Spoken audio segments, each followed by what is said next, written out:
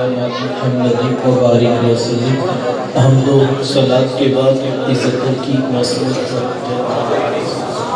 बात के बारे ताला मुझे और आपको हुजूर अलैहिस्सलाम के ज़िक्र जमील की सआदत हासिल हो रही है। दुआ है अल्लाह ताला मेरी और आपकी शिरकत का एक एक लम्हा कबूल फरमाए और काबिल अमल बातों पर तौफीक नसीब फरमाए। मक्के में थे तो मेरी माँ कह के पुकारा करते। मदनी दौर आया तो यहाँ मदीने से उनके लिए कपड़े भी भिजवाया करते और रकम का भी बंदोबस्त किया करते। ये है शरीयत, ये है सीरत जो मेरे हुजूर लेकर आए। मेरे हुजूर तशरीफ फरमाते, दूर से एक बूढ़ी खातून को अपनी तरफ आते देखा। आका करीम अलैहिस्सलाम की नजर पड़ी तो मेरे महबूब उठ खड़े हुए, मेरी माँ पुकारते हुए और दौड़ लगाते हुए उनके करीब पहुंचे। फिर कंधों से वो चादर उतार कर नीचे जमीन पर बिछा दी, जिसे मैं और आप कायनात का कीमती असासा समझते हैं। अपनी वालिदा को उस चादर के ऊपर बिठाया, कान लगाकर घंटों उनकी बातें सुनी और जब वो बूढ़ी खातून खुद उठकर वापस जाने लगी तो किसी ने रावी से पूछ लिया, ये आने वाली खुशकिस्मत खातून कौन थी कि महबूब अलैहिस्सलाम ने अपने कंधों की चादर उनके कदमों के नीचे बिछा दी। तो बताने वाले ने बताया कि तुम्हें नहीं पता, यही तो हुजूर अलैहिस्सलाम की रज़ाई वालिदा हजरत हलीमा सादिया सलाम सगी माँ तो सगी माँ होती है। मेरे महबूब अलैहिस्सलाम ने तो दूध पिलाने वाली माँ को भी इतनी इज्जत अता की। माँ बाप क्या होते हैं ये ज़माने में मेरे महबूब अलैहिस्सलाम ने आकर बतलाया। आका करीम अलैहिस्सलाम एक दिन सहाबा को नमाज पढ़ाने आए। ताहद्दे निगाह सहाबा ने उठकर हुजूर का इस्तकबाल किया।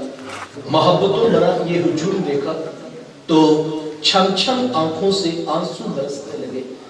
एक ठंडी आह भरी और क्या फरमाया, लौ अदरकतु वालिदैया औ अहदहुमा, काश आज मेरे माँ बाप भी जिंदा होते या उनमें से कोई एक ही जिंदा होता, फिर मैं लोगों को नमाज इशा पढ़ा रहा होता, उसमें सूरह फातिहा की तिलावत कर रहा होता, फिर मेरी माँ को मेरे साथ कोई काम याद आ जाता। वो दरवाजे पे आती, चिलमट सरकाती, अपने मीठे और प्यार भरे लहजे में फरमाती, इब्नी मुहम्मद, मेरे बेटे मोहम्मद मेरी बात तो सुनो। कहा लोगों मैं नमाज का मुसल्ला छोड़कर पहले माँ की बात को सुन लेता हूँ। ज़माने का अमलन बताया माँ का वजूद कितना मोतबर होता है। इसकी को बिल्कुल आप बेटियां क्या होती हैं ये ज़माने को मेरे महबूब अलैहिस्सलाम ने आकर बतलाया। आका करीम अलैहिस्सलाम की आमद से कबल आप तारीख़ अरब उठाएं, जब किसी के यहाँ बेटी पैदा होती तो शर्म से उसका मुंह काला हो जाता। इज्जत और आबरू बचाने का एक ही रास्ता होता कि जालिम बाप माँ की ममता भरी गोद से फूल जैसी बेटी छीनता, गड़ा खोद के धक्का देकर ऊपर मट्टी डाल देता। अगर कोई बाप इतना जालिम इतना सफाक था तो वो इस काबिल तक कि वो माशरे में सर उठाकर जी सकता है, और अगर किसी के हाथों में इतनी सकत नहीं कि अपनी जिंदा बेटी का गला दबा सके तो वो इस काबिल नहीं था कि माशरे में सर उठाकर जी सके। ये अरब माशरा है जिसको कुरान मजीद फुरकान हमीद ने भी बयान किया है। वो अमलन बेटियों को ज़बह किया करते और बहनों को जिंदा दरगोर कर दिया करते।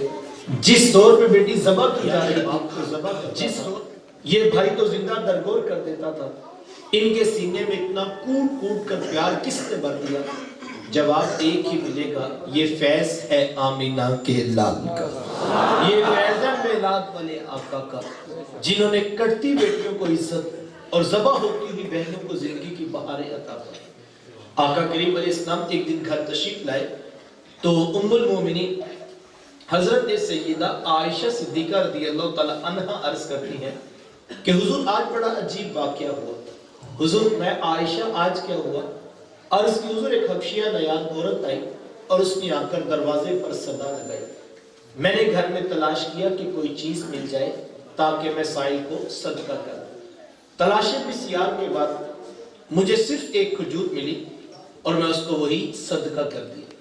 حضور اس نے اس کھجور کے 2 ٹکڑے کیے، ایک دائیں جانب والی بیٹی کو کھلا دیا اور ایک بائیں جانب والی بیٹی کو کھلا دیا۔ حضور ماں خود بھی بھوکی تھی، اس کا اپنا پیٹ بھی کمر سے لگا ہوا تھا، لیکن اس نے خود کچھ نہیں کھایا اور سب کچھ اپنی بیٹیوں کو ہی کھلا دیا۔ یہ کہتے کہتے ام المومنین آپ دیدہ ہو گئی، آنکھوں میں آنسو آ گئے۔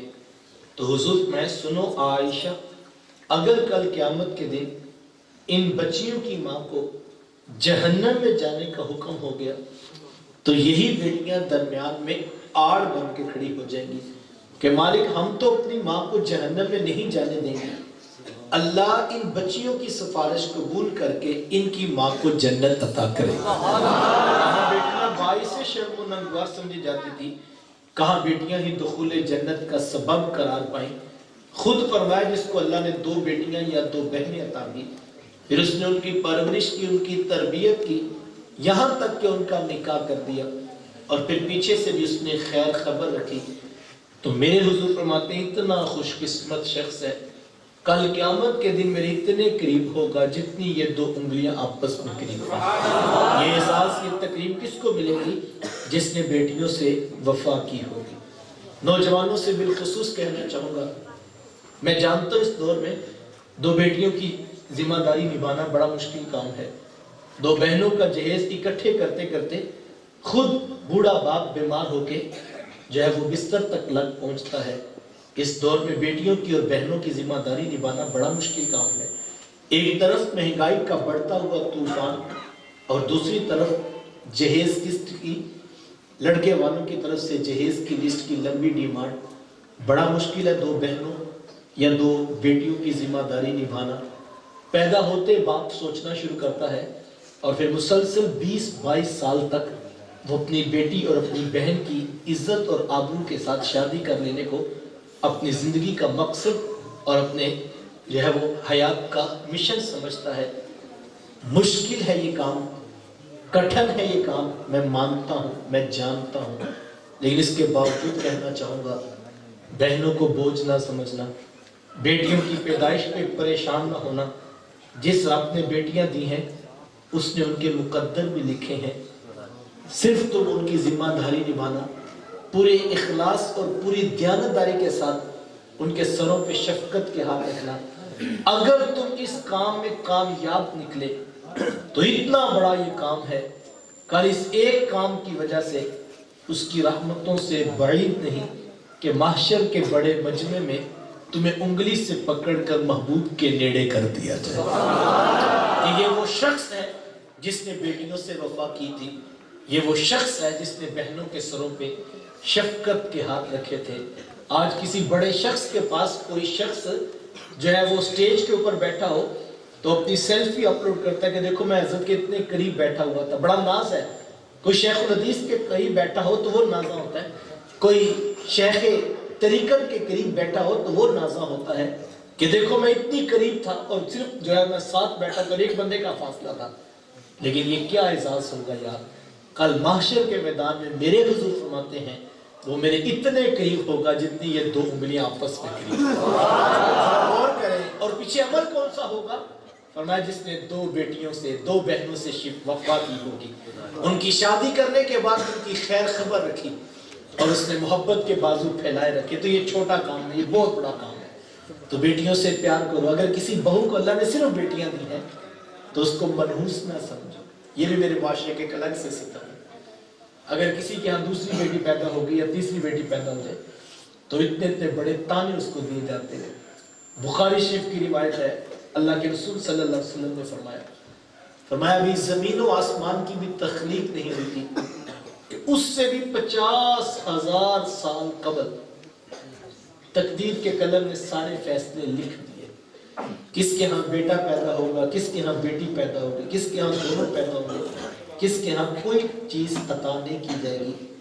یہ اللہ کی تقدیر کا فیصلہ ہے۔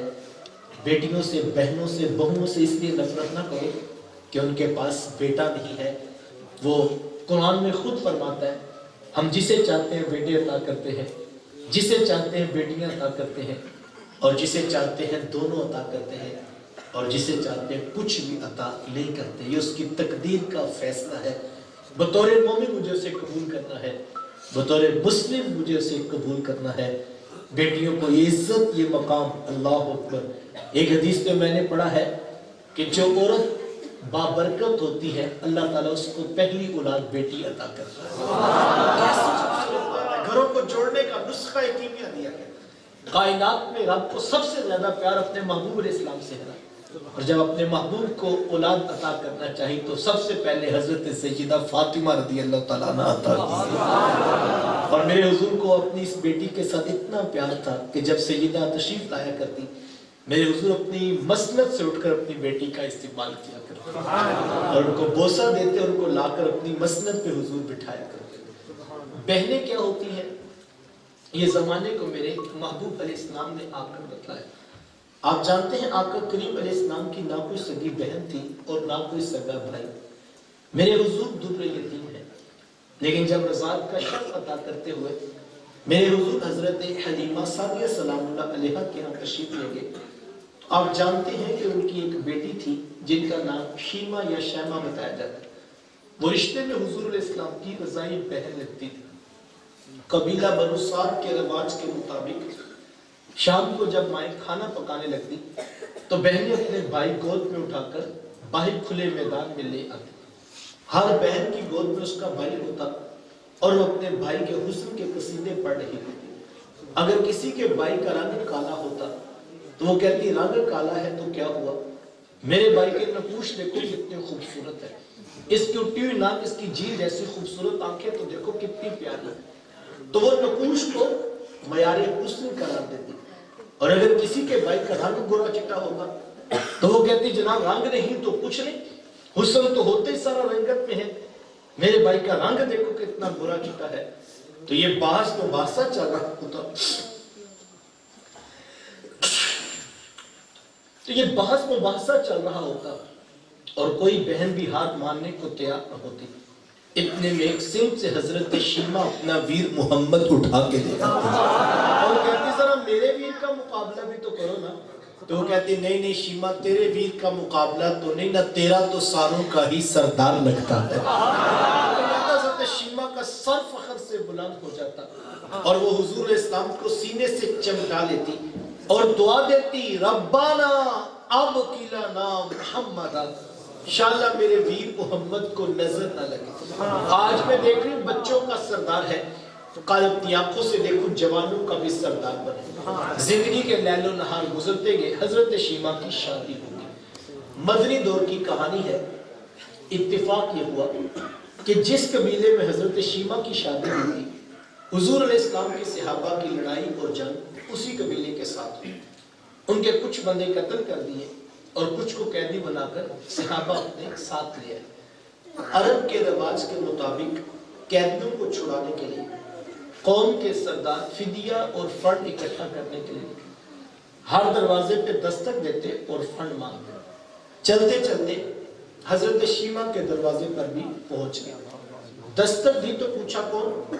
کہا قبیلے کے سردار ہیں، فنڈ اکٹھا کر رہے ہیں، تم بھی اپنا حصہ ڈالو۔ پوچھا یہ فنڈ کس نے اکٹھا ہو رہا ہے، یہ رقم کی جمع کی جا رہا ہے؟ تو کہا کہ مدینے میں ایک شخص ہے، ادعائے نبوت رکھتا ہے، اس نے ہمارے لوگ پکڑ لیے اور ہم نے اپنے قیدی چھڑانے۔ تو پوچھا کہ اس کا نام کیا ہے؟ کسی کی زبان سے بے ساختہ نکلا محمد صلی اللہ علیہ وسلم۔ ایک عرصے کے بعد حضور علیہ السلام کا نام سنا تو آنکھوں میں آنسو آ گئے۔ کہا انہوں نے تمہارے بندے پکڑے؟ کہا ہاں انہوں نے ہمارے لوگ پکڑے۔ کہا پھر فنڈ اکٹھا کرنا چھوڑو، صرف مجھے ساتھ لے جاؤ۔ کہا تم کیا کرو گے؟ کہا تمہارے قیدی چھڑا کے لاؤں۔ کہا تم ان کو جانتی ہو؟ کہا ہاں ہاں تمہیں نہیں پتا وہ میرے بچپن کے ویر اور بھائی لگتے ہیں، میں تمہارے قیدی چھڑا کے دکھاؤں۔ حضرت شیمہ قبیلے کے سرداروں کو ساتھ لیا اور حضور علیہ السلام کے خیمہ نوری کی طرف سفر شروع کیا۔ یہ وہ وقت تھا جب ادب کی آیات نازل ہو چکی۔ خبردار میرے رسول کی آواز سے آواز اونچی نہ کرنا ورنہ زندگی کی ساری کمائی غارت کر کے رکھ۔ सहाबा नंगी तलवारों से दरे हबीब पे पहरा दे रहे, अदब के ज़ाब्ते नाजिल हो चुके थे। मेरे रसूल की चौखट पे आना चाहते हो, यूं ही उठ कर ना आ जाओ, बल्कि पहले घर जाओ, फिर कोई चीज लो, फिर बाजार में आओ, कोई फकीर तलाश करो, उसे सदका करो, फिर मेरे रसूल की चौखट पे आओ, तुम्हें पता लगे तुम किस अजीम बारगाह में हाजिरी है। सहाबा नंगी तलवारों से दरे हबीब पे पहरा दे रहे। हजरत शीमा इस ख्याल से कि मैं तो अपने भाई को मिलने जा रही, जब आगे बढ़ना चाहा तो पहरेदारों ने तलवारें सौंप दी। रुक जा देहाती औरत, जानती नहीं आगे पूछा रसूल है, आगे तो बगैर इजाजत के जिब्रील नहीं जा सकते, तू कौन। रिवायत में आता है जब रास्ता रोक दिया गया, तलवारें सौंप दी गई, तो हजरत शीमा यूं हाथ से तलवार को झटक के कहा, खल्लू सबीली वालमु अना उख्तु नबी, कहा मेरी राहें छोड़ दो, जानते नहीं मैं तुम्हारे नबी की ही बाजी और बहन लगती हूँ। ये आवाज कानों में पड़ी तो सहाबा की आंखों पर पलकों की चिरमने आ गई, निगाहें नीची कर ली, तलवारें पीछे हटा ली। हजरत शीमा पूरे प्रोटोकॉल से हुजूर इस्लाम के खैमा नूरी में दाखिल हुई। मेरे हुजूर जब दूर से बहन को आते देखा, हुजूर उठकर इस्तकबाल किया, मरहबा खुशामदीद पेश करते हुए फरमाया, मेरी बहन आज किधर को आना हुआ। अर्ज की हुजूर आपके बंदों ने हमारे कुछ लोग पकड़ लिए हैं, मैं उन कैदियों को छुड़ाने के लिए आई हूँ। सुनो भाइयों, अल्लाह, मेरे दोस्तों से रिक्वेस्ट है, मेरे भाई मेरी सिर्फ बात सुनो, ये आपकी सबसे बड़ी मोहब्बत हो, जज़ाकल्लाह, अल्लाह आपकी मोहब्बत सलामत रखे, बस मेरी बात सुनिए, ये सब कुछ। तो आका करीम अलैहिस्सलाम ने अपनी मसलत से उठकर अपनी बहन का इस्तकबाल किया, खुशामदीद कहते हुए फरमाया कि मेरी बहन आज किधर को आना हुआ। अर्ज की हुजूर आपके बंदों ने हमारे कुछ लोग पकड़ लिए हैं, मैं उन कैदियों को छुड़ाने के लिए आई हूँ। तो सुनो भाइयों, अल्लाह के रसूल ने क्या इरशाद फरमाया। हुजूर फरमाया, मेरी बहन तूने आने की ज़हमत क्यों गवारा की, तू घर बैठे भी पैगाम भेज देती, मैं मोहम्मद तेरे कहने पे ही सारों को छोड़ देता। ज़माने का अमलन बताया दरवाजे पर बहन का आना कितना मोतबर है, फिर चंद जोड़े, कुछ घोड़े, बहुत सारा साजो सामान, और मेरे हुजूर खुद बहन को छोड़ने के लिए दरवाजे तक तशरीफ ले। सहाबा निगाहें नीची किए, महबूब अलैहिस्सलाम के अदब में खड़े थे कि हुजूर मैं सहाबा में जब भी कैदी छोड़ा करता हूँ पहले तुमसे मुशावरत किया करता हूँ, आज पहला मौका है, मैं कैदी भी छोड़ रहा हूँ और मैंने मशवरा भी नहीं किया है। अर्ज की ए बंदा नमाज, आप मालिक कुल कायनात हैं, आप जो चाहें करें, हम कौन होते हैं भला दरमियान में मशवरा देने वाले, लेकिन हुजूर जी इतना तो बताइए आज कौन सी खास बात थी कि आपने मशवरा भी जरूरी नहीं समझा। हुजूर मैं सहाबा, आज मेरे दरवाजे पर मेरी बहन आ गई थी, और जब बहनें दरवाजे पे आ जाए अल्लाह का रसूल उन्हें खाली नहीं मोड़ा करता। ज़माने को अमलन बहन का रिश्ता मेरे महबूब अलैहिस्सलाम की तहरीर से मिला है। तवज्जो चाहूँगा, जिस दौर में बेटी ज़बह की जा रही थी, जिस दौर में बहन जिंदा दरगोर कर दी जाती, जिस दौर में माँ जैसा रिश्ता भी मंडियों और बाजारों, वो नमाज फर्ज थी जो हमने छोड़ी हुई। यार अगर हम 7 बजे के बैठे हैं, 11 बज गए, 4 घंटे बैठे, मस्जिद में आए, वुजू किया, और उस दिन भी हमने इशा नहीं पढ़ी, और नोट हम नेल निकाल के यूं खतीब के ऊपर फेंकते हैं, और जोर से सुभान अल्लाह भी हम कहते हैं, नारा भी हम लगाते हैं, और फिर हम जैसे आए थे उसी तरह इशा के बगैर ही जाके सो गए, और सुबह हमने फट्टे पे बैठ के तबसरा किया, रात में मजा बड़ा है, महफिल में बड़ा सुरूर था। साहिब महफिल का सुरूर अपनी जगह पे, तुम्हें क्या मिला कि अगर मस्जिद में रब के हुजूर आकर पेशानी फिर भी मालिक की दहलीज पे नहीं झुकी, तो फिर सोचने की जरूरत है। साहिब अपना मुहासबा करना चाहिए। मेरे शेख के तरीके फरमाते हैं कि बड़े खुशकिस्मत लोग हैं जिनको मालिक की दहलीज पे झुकना नसीब होता है।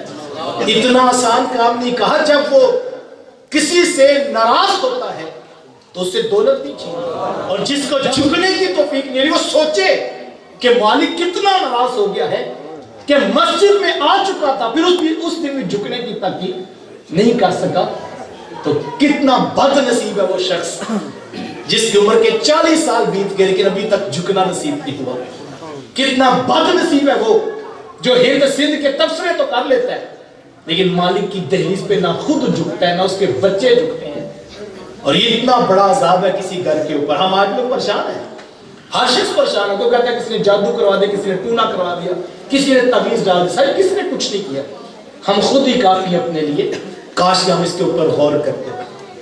جب صبح کے وقت آواز گونجتی ہے حی علی الصلاۃ حی علی الفلاح, ہے کوئی نماز کی طرف آ جائے, ہے کوئی کامیابی کی طرف آ جائے, دوڑ کے آ جاؤ, دوڑ کے آ جاؤ. اس کا مؤذن تو اذان دیتا ہے, اس کا مؤذن تو بلاوا دیتا ہے, لیکن اگر کوئی پھر بھی اٹھ کر نہیں آتا تو پھر اس کو سوچنے کی ضرورت ہے. دیکھیں میرا آپ کے ساتھ تعلق نہ ہو تو میں آپ کے گھر میں آ سکتا ہوں, آپ کا میرے ساتھ تعلق نہ ہو تو میں آپ کو اپنے گھر میں آنے دوں. میری اور آپ کی غیرت گوارا نہیں کرتی کہ جس کے ساتھ تعلق نہیں تو پھر وہ ہمارے گھر میں آئے کیوں.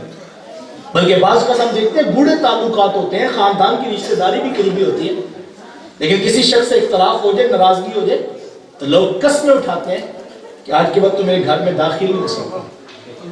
تعلق ٹوٹ جائے میں گوارا نہیں کرتا تو میرے گھر میں داخل ہو, تعلق ختم ہو جائے آپ گوارا نہیں کرتے تو ہمارے گھر میں داخل ہو.